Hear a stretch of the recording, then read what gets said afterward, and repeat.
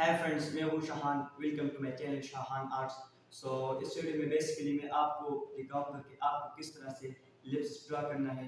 वैसे तो मैं बहुत से पार्ट्स वीडियोस अपलोड करता रहूँगा यूट्यूब पर, लेकिन ये फंडामेंटल्स है क्योंकि इससे पहले भी मैंने नोज की एक वीडियो अपलोड की थी और आई की, तो मैंने सोचा कि क्यों ना लिप्स की भी एक वीडियो बना दी जाए, ताकि इसमें मैं आपको डिटेल से बताऊँ कि आपको लिप्स किस तरह से ड्रा करना है। इस वीडियो में मैं आपको ये भी दिखाऊंगा कि आपको कौन कौन से टूल्स इस्तेमाल करना है, किस जगह पर कौन सा पेंसिल इस्तेमाल करना है। अगर आप हमारे चैनल पर नए हो तो हमारे चैनल को सब्सक्राइब करें, और अगर वीडियो पसंद आए तो नीचे हम कमेंट बॉक्स में हमें ज़रूर बताएं। चलिए दोस्तों, वीडियो की तरफ चलते हैं। अब आते हैं टूल्स की तरफ। मेरे पास यहाँ पर कुछ ग्रेफाइट पेंसिल है जो मैं यूज़ करूँगा। ये है बी ग्रेफाइट पेंसिल, और ये 9000 फैब्रिकेशन सीरीज़ का है। 5B आप देख सकते हैं इसे। और मेरे पास है एक नियॉन सॉफ्ट चारकोल। मैं ज़्यादातर सॉफ्ट चारकोल ही यूज़ करता हूँ क्योंकि ये बहुत ही अच्छा वर्क करती है। और आउटलाइंस के लिए हम इस्तेमाल करेंगे F पेंसिल। यहाँ पर रिमूविंग के लिए हम इस्तेमाल करेंगे नीडेबल इरेजर। ये च्युइंग गम की तरह होता है लेकिन बहुत ही अच्छा काम करता है ये। अब आते हैं ब्लेंडिंग की तरफ। ब्लेंडिंग के लिए तो मैं ज़्यादातर ब्रशेस का इस्तेमाल करता हूँ क्योंकि ब्रशेस से जिस तरह ब्लेंडिंग होती है वो किसी भी चीज़ से नहीं होती। और यह है मेरे पास इलेक्ट्रिक इरेज़र जो मैं इस्तेमाल करूँगा क्लीनिंग के लिए। अब आते हैं आउटलाइंस की तरफ। मैं यहाँ पर एक हॉरिजॉन्टल लाइन खींचूँगा और इसके अलावा मैं एक वर्टिकल लाइन खींचूँगा। आप जो भी पोर्ट्रेट ड्रा करते हैं तो आपको भी ऐसा करना है कि सबसे पहले आप हॉरिजॉन्टल लाइन खींचिए और इसके दरमियान जो है आप थोड़ा वर्टिकल लाइन खींचिए। ये मैं अब लिमिटेशन कर रहा हूँ कि कहाँ से कहाँ तक हमारा लिप्स होगा। अब मैं यहाँ की निशानदेही कर रहा हूँ और मैं हल्का हल्का आउटलाइंस ड्रा कर रहा हूँ। आउटलाइंस जब भी आप ड्रा करते हैं तो आप कोशिश करें कि आप लाइट पेंसिल का इस्तेमाल करें, क्योंकि मैं ज़्यादातर आप जितने भी मेरे आर्ट वर्क सकते हैं मैं उसमें F पेंसिल का इस्तेमाल करता हूँ आउटलाइंस के लिए। ये है मेरा आउटलाइंस। आउटलाइंस तो मैंने बना लिया है। अब आउटलाइंस के बाद मैं थोड़ा और पेंसिल का इस्तेमाल करूँगा। ये मेरे पास B पेंसिल है। ये मैं शेड करूँगा अब यहाँ पर लो प्रेशर अप्लाई करके। जब आप आउटलाइंस के बाद शेडिंग करते हैं तो आप लो प्रेशर अप्लाई करें, आपका GB पेंसिल हो, या अगर आप लो प्रेशर अप्लाई नहीं कर सकते आप B पेंसिल या और भी कोई लाइट पेंसिल का इस्तेमाल करें। अब इसके बाद हम आते हैं ब्लेंडिंग की तरफ। मैं इसकी ब्लेंडिंग करूँगा ब्रश के ज़रिए। ब्लेंडिंग तो बहुत सी चीज़ों के ज़रिए हो सकती है, टिश्यू पेपर के ज़रिए भी हो सकती है, थंब के ज़रिए भी हो सकती है, लेकिन ब्रश से जितना ब्लेंड आता है और जितना रियलिस्टिक आते हैं तो इस तरह किसी चीज़ से भी नहीं आता। अब मैंने इसकी ब्लेंडिंग की। अब मेरे पास है 5B पेंसिल, और जितने भी हमारे आउटलाइंस थे इसको मैं अब और भी डार्क करूँगा। हमने जितने भी पहले आउटलाइंस ड्रा किए थे तो वो इतने डार्क नहीं थे। जो ब्लेंडिंग की हमने उसकी वो सारे मिट गए। अब मेरे पास यहाँ पर 5B पेंसिल है फेबर कैसल का। हमारे जितने भी आउटलाइंस है उसको हम थोड़ा और डार्क करेंगे, ऐसे आप देख सकते हैं इस वीडियो में। अब ये जो लिप्स है तो इसको भी मैं डार्क कर रहा हूँ। इसका जो नीचे बॉटम वाला पोर्शन है उसको भी थोड़ा थोड़ा 5B पेंसिल के ज़रिए। अगर आपके पास कोई पेंसिल नहीं है तो अगर आप पूरा पोर्ट्रेट बनवाना चाहते हैं पूरा पोर्ट्रेट आप चारकोल पेंसिल से भी बनवा सकते हैं, लेकिन चारकोल पेंसिल की यूज़ जो है वो बिगिनर्स नहीं कर सकते। इसलिए मैं ज़्यादातर ड्राइंग में ग्रेफाइट पेंसिल ही इस्तेमाल करता हूँ। पहले मैं ज़्यादातर चारकोल इस्तेमाल करता था। अब ये जो टॉप है इसकी हम शेडिंग करेंगे 5B पेंसिल के ज़रिए, और फिर शेडिंग के बाद इसकी ब्लेंडिंग करेंगे ब्रश के ज़रिए। आप देख सकते हैं कितना रियलिस्टिक टाइप दिखाई दे रहा है जब हमने ब्रश के ज़रिए इसकी ब्लेंडिंग की तो। अब मेरे पास 7B पेंसिल है जो 5B से भी और डार्क होता है। ये ग्रेफाइट पेंसिल में आप जैसे ही आगे बढ़ेंगे तो ये इस तरह ब्लैक होता जाएगा, लेकिन ये चारकोल की तरह ब्लैक नहीं हो सकता।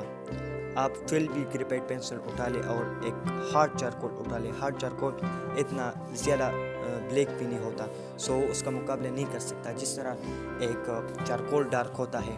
लेकिन यहाँ पर मैं अब यूज़ कर रहा हूँ 7B पेंसिल, तो ये भी इतना डार्क है और आप बिगिनर्स हैं तो आपको मैं ये रिकमेंड करूँगा कि आप ऐसे ही पेंसिल बाय करें। मार्केट पर बहुत ही इजीली मिलता है, दराज में मिलता है, अमेज़ॉन पर भी आप बस सर्च करें ग्रेफाइट पेंसिल, सो आपको बहुत से ग्रेड की ग्रेफाइट पेंसिल आएगी। सो इसमें अब जैसे ही आगे बढ़ेंगे तो जो ग्रेफाइट पेंसिल में ग्रेड्स होते हैं तो वो डार्क की तरफ जाएंगे। सो अब मेरे पास यहाँ पर 7B पेंसिल है और इसको मैं यूज़ करता हूँ अपर एरिया जो है उसको शेड करने के लिए। सो अब आते हैं ब्लेंडिंग की तरफ। सो ये मेरे पास ब्लेंडिंग स्टम्प है। बेसिकली जितने भी ब्लेंडिंग स्टम्प्स होते हैं वो पेपर ही से बने होते हैं। आप इसको देख सकते हैं कि ये पेपर से बना होता है, तो इसकी जो शेडिंग है, शेडिंग क्वालिटी तो ये बहुत ही बेहतरीन होती है। और आपका जो पेपर चाहे वो कितना ही स्मूथ ना हो, वो हार्ड हो, लेकिन जब आप उसकी ब्लेंडिंग करेंगे उसका स्ट्रक्चर कितना ही रफ ना हो। यो मैं यहाँ पर जो पेपर यूज़ कर रहा हूँ तो ये थोड़ा रफ है, लेकिन जब मैंने जैसे ही उसकी ब्लेंडिंग की सो ये इस तरह ब्लेंड हुआ ब्लेंडिंग स्टैम्प के ज़रिए कि बिल्कुल ही रियलिस्टिक दिखाई दे रहा है। सो सबसे पहले हमने बी पेंसिल की यूज़ की, फिर उसके बाद 5B की पेंसिल के ज़रिए हमने जो जितने भी आउटलाइंस थे उसको डार्क किया, और फिर उसके बाद मैंने ब्लेंडिंग स्टम्प उठाया, तो ब्लेंडिंग स्टम्प के ज़रिए मैंने इसकी ब्लेंडिंग की। सो बात है चारकोल पेंसिल के ज़रिए। सो अब चारकोल पेंसिल के ज़रिए हमारे जितने भी आउटलाइंस थे उसको हम डार्क करेंगे, जैसे कि आप देख सकते हैं इस वीडियो में। सो मेरे पास एक ब्लेंडिंग स्टम्प है जिसके ज़रिए से मैं ये डार्क कर रहा हूँ, और फिर मैंने 7B पेंसिल उठाया। अब आते हैं लाइट की तरफ। आप जब चारकोल वर्क करते हैं, ग्रेफाइट वर्क करते हैं, ब्लेंडिंग यूज़ करते हैं, सो लास्ट में आप आता है अब इसका जो इरेजर हो। सो मैं इसको अब इरेजर करूँगा ताकि लाइट जितने भी चीज़ें हैं लाइट हमारे लिप्स में ताकि वो आ जाए। सो अब आप इसको देख सकते हैं ये रियलिज्म की तरफ जा रहा है।